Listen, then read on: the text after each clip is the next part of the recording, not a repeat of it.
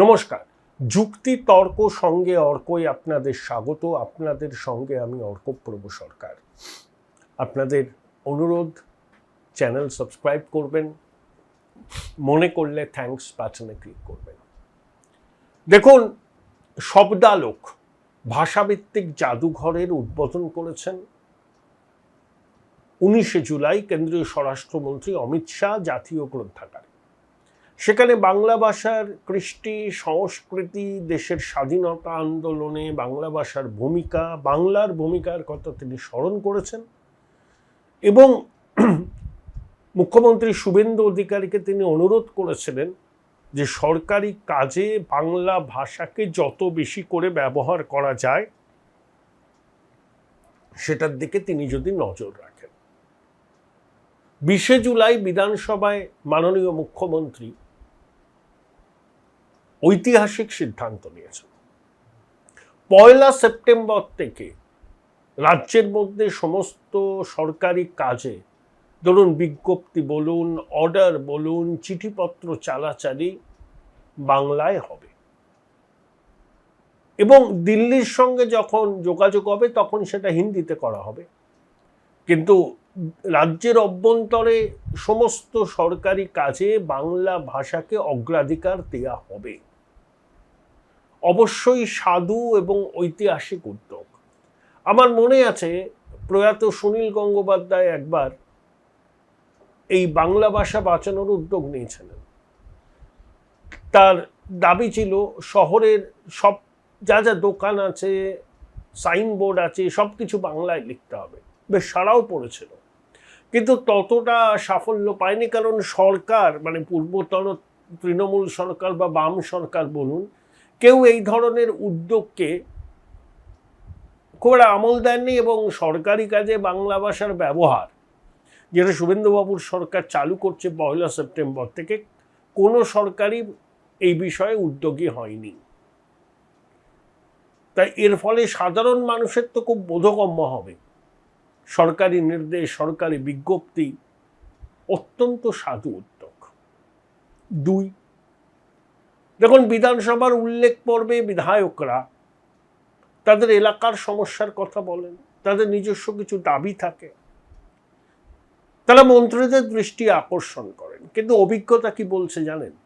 উল্লেখ পর্বে উল্লেখ তো করলেন বিধায়করা, অধিকাংশ ক্ষেত্রে তারা প্রত্যাশিত জবাব পান না সরকারের কাছ থেকে।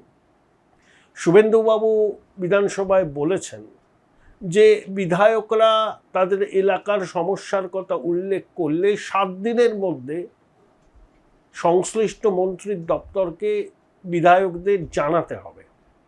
শুধু প্রাপ্তি স্বীকার করা নয়, কাজটা কিভাবে হবে, কত দিনের মধ্যে হবে এবং যদি না করা যায় কেন করা যাবে না সেটাও জানাতে হবে। এবং মন্ত্রীর উত্তর, মানে দপ্তরের উত্তর, সেটা কিন্তু সিএমওকে পাঠাতে হবে। সিএমও কিন্তু এটাকে মনিটরিং করবে এবং 3 মাসের মধ্যে সংশ্লিষ্ট বিধায়ককে সিএমওর পক্ষ থেকে জানিয়ে দেওয়া হবে সরকারের চূড়ান্ত অবস্থানটা কি।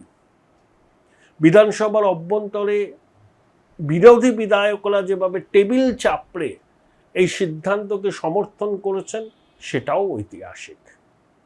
তৃতীয়ত, 20শে জুলাই প্রয়াত বিচারপতি সুশান্ত চট্টোপাধ্যায়ের কমিশনের রিপোর্ট বিধানসভায় পেশ করবেন মুখ্যমন্ত্রী শুভেন্দু অধিকারী। 93 সালের 21শে জুলাই পুলিশের গুলি চালানো, কেন গুলি চালাতে হয়েছিল, এর পিছনে কি কোনো গভীর ষড়যন্ত্র ছিল?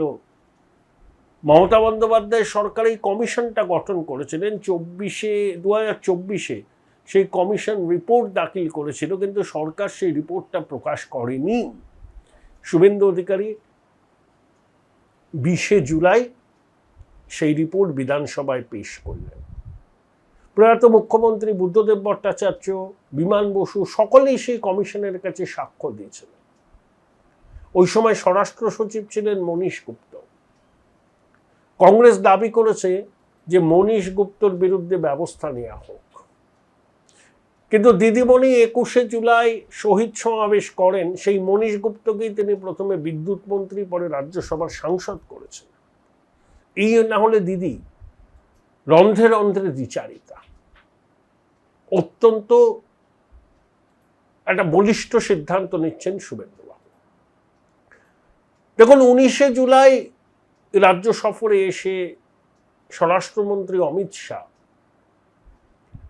শুভেন্দুবাবুর ভূয়সী প্রশংসা করেছেন। কারণ শুভেন্দুবাবু যে স্পিডে কাজ করছেন, অমিত যে বলেছেন, ওর গতির সঙ্গে আমিও তাল রাখতে পারছি না। 100 দিন তো হয়নি সরকারে, সংকল্পপত্রে দেওয়া প্রতিশ্রুতিগুলো একের পর এক পূরণ করতে চলেছে রাজ্য সরকার। এবং শুভেন্দুবাবু বলেছেন 6টা মাস যেতে দিন, তাহলে বুঝবেন যে এটা জনগণের সরকার, জনগণের ইচ্ছাকে মর্যাদা দেওয়ার জন্য তারা বদ্ধপরিকর। ভূতের মতো খাচ্ছেন শুভেন্দুবাবু, আক্ষরিক অর্থে ভূতের মতো। অত্যন্ত যেমন অনেক বিরোধী নেতা একান্তে স্বীকার করছেন যে শুভেন্দুবাবু খুব ভালোভাবে প্রশাসনটা চালাচ্ছেন। তার তো প্রশাসনিক অভিজ্ঞতা আছে দীর্ঘদিনের। চেয়ারম্যান ছিলেন কোন কালে? কাঁথি পুরসভার, তারপরে মন্ত্রী হয়েছেন, একাধিক দপ্তর, হলদিয়া ডেভেলপমেন্ট অথরিটির চেয়ারম্যান, সাংসদ ছিলেন, বিরোধী দলনেতা হিসাবে তার অভিজ্ঞতা। গুলে খেয়েছেন একসঙ্গে সংসদীয় পরিষদীয় রাজনীতি, একই সঙ্গে প্রশাসনিক কাজ। অমিত শাহ এবং বিজেপির কেন্দ্রীয় নেতৃত্ব শুভেন্দুবাবুকেই কেন মুখ্যমন্ত্রী হিসাবে বেছে নিয়েছেন, এগুলো থেকেই পরিষ্কার। দেখুন, নির্বাচনের আগে এবং ফল প্রকাশের পরেও বিভিন্ন সংবাদ মাধ্যম অনেক স্পেকুলেট করেছে কে কে মুখ্যমন্ত্রী হতে পারেন, কেন হতে পারেন, ইত্যাদি ইত্যাদি। হ্যাঁ, তাতে শুভেন্দুবাবুর নামও ছিল, কিন্তু সঙ্গে আরো 2-3টে নাম জুড়ে দেওয়া হয়েছিল। তারা এইটা ইচ্ছা করে করেছেন, কারণ রাজনৈতিক সাংবাদিকতা করেন, আর একটা বেসিক জিনিস তারা বোঝেননি, আমি মানতে রাজি নই।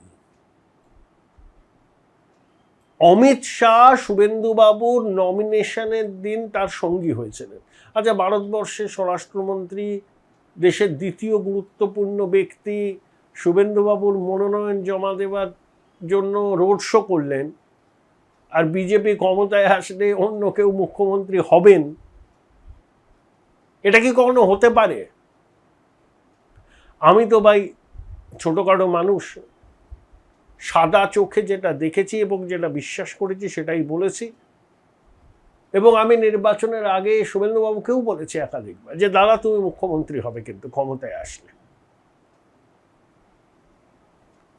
কারণ এটা আমার কাছে খুব অবভিয়াস ছিল যে মানুষটা 400 কিলোমিটার দৌড়লেন, হিন্দু ভোটকে এক জায়গায় আনলেন, 100 বারের বেশি আদালতের দ্বারস্থই অনুমতি নিতে হয়েছে তাকে সভা সমিতি মিছিল করা।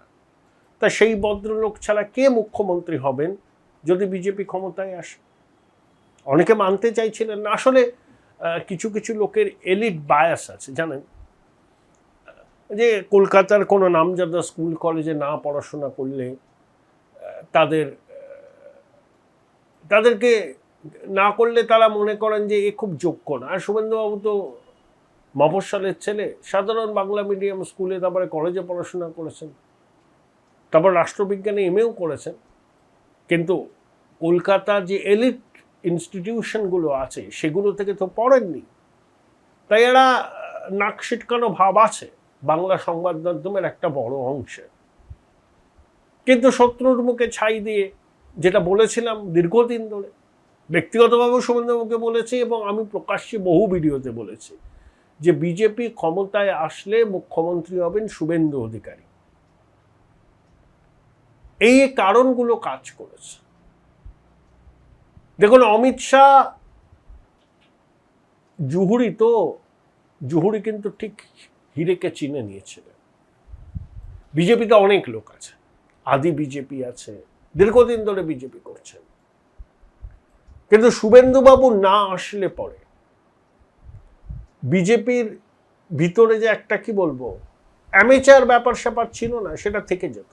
কিছুতেই তারা ক্ষমতায় আসতে পারতো না ওই 41% ভোট পেত, লোকসভার থেকে 3% বেশি, 90টা আসন পেত, হয়তো 100টা পেত, কিন্তু ক্ষমতায় আসার জন্য যে ক্রিটিক্যাল মাসের দরকার সেটা পেত না। শুভেন্দুবাবু বলেছিলেন, জন্ম যদি হিন্দু কুলে, ভোট দাও পদ্ম ফুলে। অনেকে তখন নাকশিট করছিলেন, হিন্দুরা একজোট হতে পারে না, আর মুসলমান ভোট বাদ দিয়ে বাংলায় ক্ষমতা আসা যায় না, তাদেরকে মিথ্যা প্রতিপন্ন করেছেন শুভেন্দুবাবু। কিন্তু তাদের এই ভুল জাজমেন্টের জন্য একজনও দেখলাম না দুঃখ প্রকাশ করেছেন। অনেকে বাংলার পরিবর্তনকামী জনতার হৃদয় ভঙ্গ করেছেন বিভিন্ন রকম কথা বলে।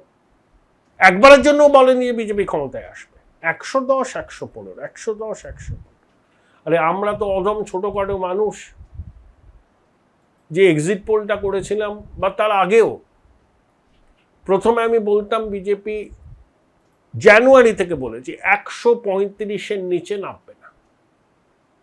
তারপর যত সময় এগিয়েছে এক্সিট পোলে তুমি 4 দফায় করেছেন আসন ধরে ধরে, তৃণমূল 90-এর নিচে থাকবে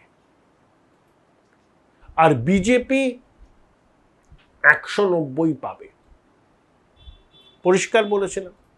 আর এটাও বলেছিলাম তৃণমূল 90-এর নিচে যতটা নামবে বিজেপি ততটা উঠবে, কিন্তু তৃণমূল 90-এর নিচে থাকবে, প্রথম থেকে বলেছিলাম। যাই হোক, তার জন্য কোনো কৃতিত্ব নিচ্ছে না আমি, কারণ ট্রামে, বাসে, চায়ের দোকান, মেট্রো রেল, লোকাল ট্রেন, ওগুলো মানুষের মন বোঝার সেরা বিশ্ববিদ্যালয়।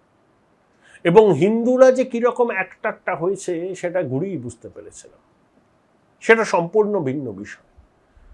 তো এই জন্যই এই এতগুলো কারণ, একটা অনিশ্চিত ভবিষ্যৎ, রাজনৈতিক ভবিষ্যতের শুভেন্দুবাবু ঝাঁপ দিয়েছিলেন কার্যত। অতগুলো মন্ত্রী, অত দাপট, 3-4টে জেলায় দায়িত্ব তৃণমূলে, মমতা বন্দ্যোপাধ্যায় সমীহ করতেন, ছেড়ে তো চলে এলেন 2020-তে। আমি তো অনিশ্চিত রাজনৈতিক ভবিষ্যৎ।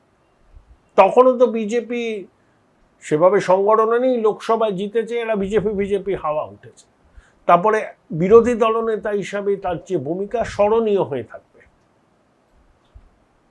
এবং পরিশ্রম করার ক্ষমতা, 400 কিলোমিটার ঘোরা দিনে, চারটিখানি কথা না, এবং তার অতীতের প্রশাসনিক অভিজ্ঞতা, এই সবগুলো একসাথে মিলে শুভেন্দু অধিকারীকে মুখ্যমন্ত্রী হিসাবে বেছে নেওয়ার ক্ষেত্রে বিজেপির কেন্দ্রীয় নেতৃত্বের কাজে লেগেছে। এই সব কটা ভূমিকা তারা খতিয়ে দেখেছেন, অ্যাসেস করেছেন বিরোধী দল হিসেবে শুভেন্দুবাবুর ভূমিকা, তার অতীতের প্রশাসনিক অভিজ্ঞতার কথা জানেন, সেই জন্যই তাকে বেছে নিয়ে যে ভুল করেননি সেটা শুভেন্দুবাবু নিজেই প্রমাণ করে দিচ্ছেন। ওই যে বললাম, ভূতের মতো দৌড়াচ্ছেন, সংকল্পপত্রে দেওয়া প্রত্যেকটা প্রতিশ্রুতি পালন করার চেষ্টা করছেন, অনেকগুলো করেছেন, ভবিষ্যতেও করবেন বাকিগুলো। 6 মাস পরে আমি আশাবাদী পশ্চিমবঙ্গের মানুষ একটা সম্পূর্ণ নতুন ব্যবস্থা দেখতে পারবেন, ট্রান্সপারেন্ট, শিল্প আসবে, বিনিয়োগ আসবে, আইন শৃঙ্খলার উন্নতি হবে। আমি শুভেন্দুবাবুকে একটাই অনুরোধ করব, যে আপনি চোর জোচ্চোরগুলোকে শায়েস্তা করুন, আইন অনুযায়ী ব্যবস্থা। যে তৎকাল তৃণমূলেই থাকুক বা কালীঘাট তৃণমূলেই থাকুক, এনসিপিআইতেই থাকুক, চোর জোচ্চোর ডাকাতরা চোর জোচ্চোর ডাকাত।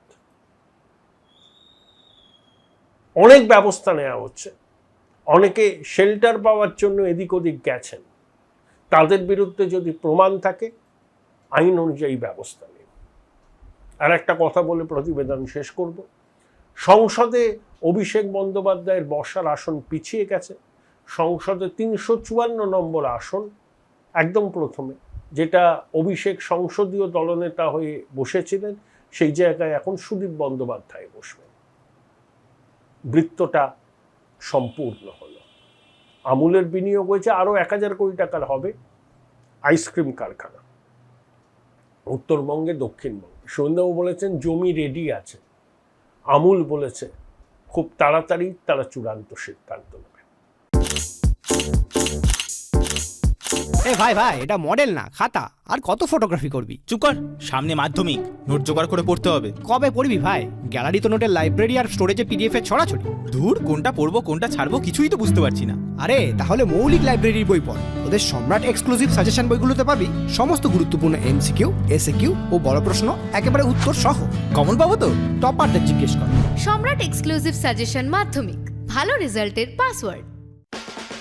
উচ্চ মাধ্যমিকের পর উজ্জ্বল ভবিষ্যৎ গড়তে NCHMCT পর্যটন দপ্তর, ভারত সরকারের hospitality and hotel management, Paschimbanga সরকারের মাকাউটের BBA BCA, fashion design, aviation tourism, culinary arts পড়ো SBI HM কলেজে। স্টুডেন্ট ক্রেডিট কার্ড ও ব্যাংক লোন পাবে SBI HM এ পড়লে। কোর্সের শেষে SBI HM দেশ ও বিদেশে চাকরির ব্যবস্থা করে থাকে। SBI HM হলো পশ্চিমবঙ্গের সেরা ম্যানেজমেন্ট কলেজ। SBIHM.com। বোলপুর শহরের কোলাহল থেকে মাত্র 20 মিনিট দূরেই রয়েছে সুন্দর রিসর্ট, যেখানে পেয়ে যাবে স্পেশিয়াস আর এস্থেটিক্যালি ডিজাইন রুম। তোমরা যারা গ্রুপে যাও তাদের জন্য আছে কমফোর্টেবল গ্রুপ স্টে অপশন, আর কাপলদের জন্য রয়েছে লাক্সারিয়াস সুইট রুম, তার উপর আবার ফ্ল্যাট 10% অফ। এখানে প্রকৃতির মাঝে তোমরা পেয়ে যাবে একটা সুন্দর সুইমিং পুল, ছোটদের জন্য প্লে এরিয়া আর একটা এস্থেটিক সেলফি কর্নার। প্রপার্টিটা পুরোটাই পেট ফ্রেন্ডলি, আর এখানে আছে অনেক কিউট ছোট ছোট র্যাবিটস। সকালের ব্রেকফাস্ট থেকে ডিনার পর্যন্ত পেয়ে যাবে একদম হোমলি কমফর্ট ফুড, যা এক কথায় অসাধারণ। বেঙ্গলি কুইজাইনের সাথে সাথে পেয়ে যাবে চাইনিজ আর নর্থ ইন্ডিয়ান অপশন। বিকেলে বনফায়ারের আলো, বন্ধুদের সাথে আড্ডা আর খোলা আকাশের নিচে গ্রাম বাংলার হাওয়া, পুরোটাই এক অপরূপ অনুভব। তাহলে বলো তোমরা কবে প্ল্যান করছো এই পিসফুল এসকেপটা? And don't forget to follow miss cupcake for more such travel updates.